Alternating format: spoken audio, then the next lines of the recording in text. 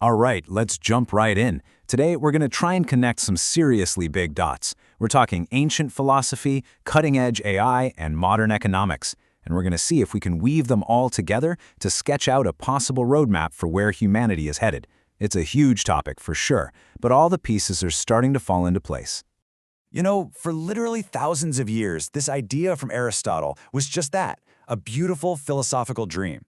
He argued that the whole point of working so hard wasn't just to keep working. It was to earn our freedom, our leisure, so we could focus on higher things. Well, here's the wild part.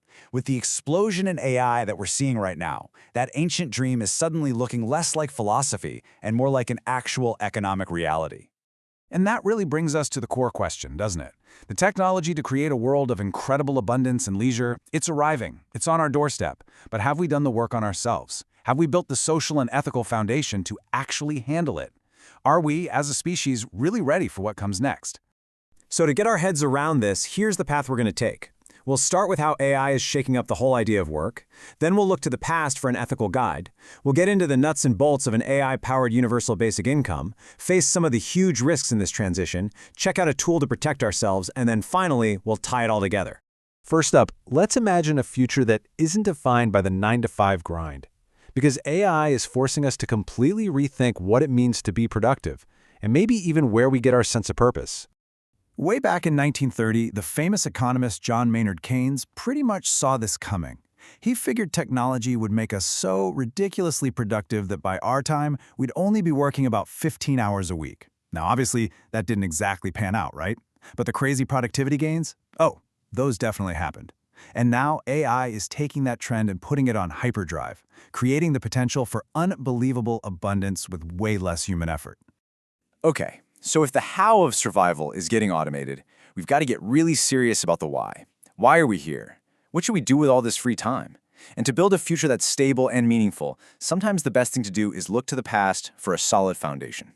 And this is where the incredible scientist and former president of India, Dr. APJ Abdul Kalam, comes in. He laid out this brilliant framework for what he called an enlightened society, and it's really built on three huge pillars. First, an education system that actually teaches values, not just facts. Second, religions moving beyond dogma and into a more universal spirituality. And third, and this is crucial, economic development that truly lifts everyone up. This is where it gets really powerful. Dr. Kalam explained it was something he called the law of righteousness. It's like a ripple effect, a cascade. See, world peace doesn't start with a big treaty. It starts small. It starts inside each and every one of us. Righteousness in your heart leads to beauty in your character. That creates harmony in your home, which scales up to create order in the nation. And only then do you get lasting peace in the world. So for Dr. Kalam, this wasn't just some nice-sounding idea. His point was that all our temporary fixes just aren't cutting it. The only real, long-term way to build a peaceful and prosperous planet is to actually, consciously, build this kind of enlightened society from the ground up, starting with individual integrity. Okay, so let's shift from the philosophical to the practical. If we're aiming for that third pillar, economic prosperity for all, what's the engine that actually gets us there in a world full of automation?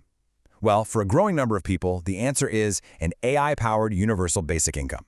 And what's so fascinating is how AI seems to solve the classic problems people have always had with UBI.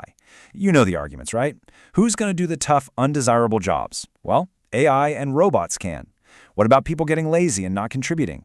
Actually, it frees them up to be more creative, to learn, to start businesses. And the biggest one of all, how on earth do you pay for it?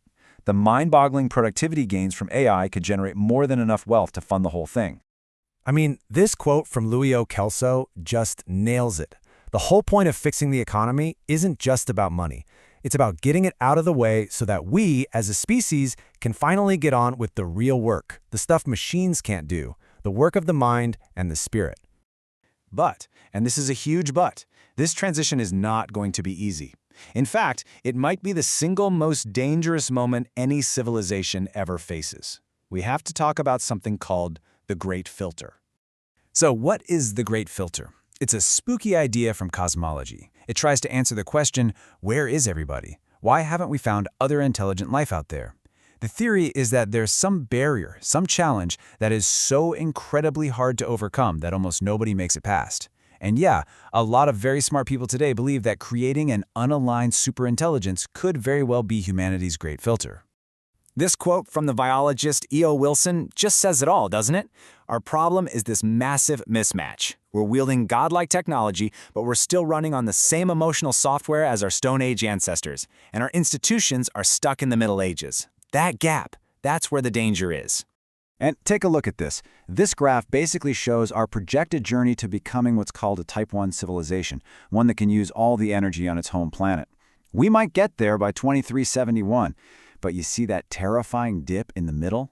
That's us, right now. We are living in the single most critical, most dangerous phase of our civilization's entire journey. So with stakes that high, what can we actually do about it? Well, while navigating that great filter needs global cooperation, building a strong society starts with strong individuals. How do we protect our own minds, our own freedom of thought, in an age of persuasive AI? We need to build a cognitive firewall. And look, this isn't some far-off sci-fi problem. Think about this. The average everyday website you visit has 27 tracking scripts quietly running in the background. 27. They're harvesting everything you do, and that data is the fuel for AI-driven manipulation. It's happening to all of us, all the time. A cognitive firewall is a whole new kind of defense tool made for this new reality. Think of it like a personal bodyguard for your mind that lives right on your computer or phone. It fights back against all that tracking and manipulation. And the most important part, it works locally, on your device, so your data never leaves your control. Your privacy stays absolute. So how does something like this work? Well, it's constantly on guard, intercepting and killing those tracking scripts. It scrambles your digital fingerprints so websites can't follow you around.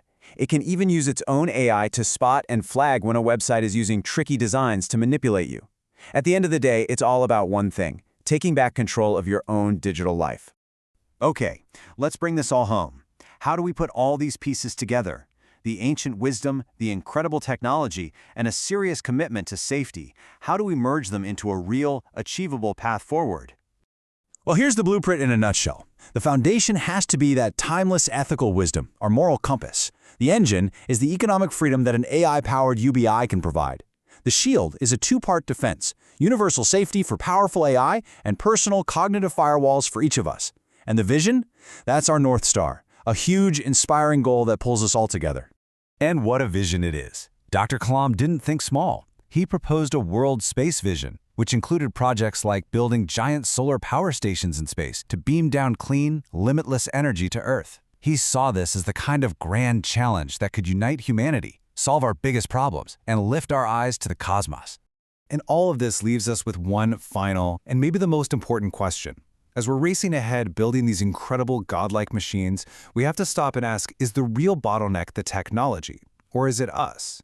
To create that truly better world, where do we need to put most of our effort? On building better machines or on building better selves?